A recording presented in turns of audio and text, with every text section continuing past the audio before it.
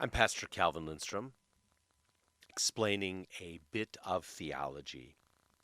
Genesis chapter 50, 19 through 21, is the great climax in the book of Genesis. And we often focus on verse 20.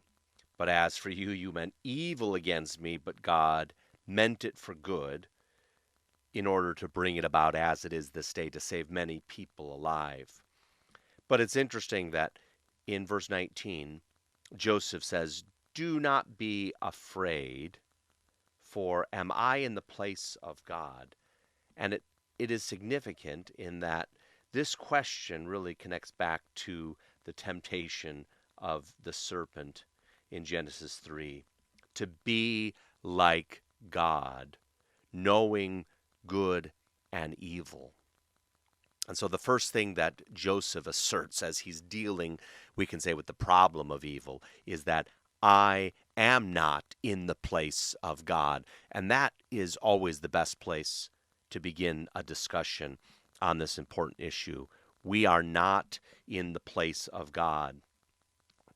Then Joseph, in one of the greatest statements of both man's responsibility and God's sovereignty, says in verse 20, "You meant evil," and the word meant could be translated as plan or devise.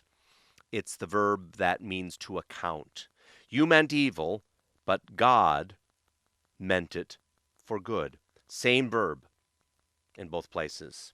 Now, the word evil is also interesting in that you go back earlier in the story of Joseph when Joseph is just 17 years old, and Jacob, when he sees the bloodied coat of many colors that the brothers have prepared to deceive their father, when Jacob sees that coat, he assumes something evil has happened. An evil beast has taken the life of his beloved son Joseph.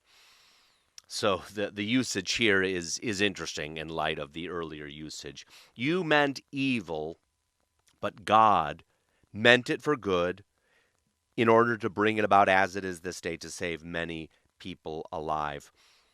The doctrine, and R.C. Sproul explains this very well in a little booklet on the subject of the problem of evil. The doctrine that we confess is called concurrence.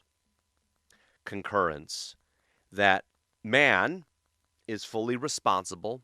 Man plans what he determines to try to do, is not always able to do, of course, but man has his own plans. At the same time, the plan of God is greater than the plan of man. The plan of God can take the evil of men and women and use it for his glory.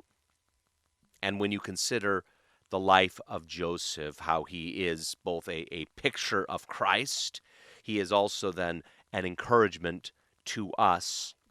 When you consider how many details had to be worked out, it truly is an amazing testimony of God planning it for good, despite the evil of the brothers. We believe in evil.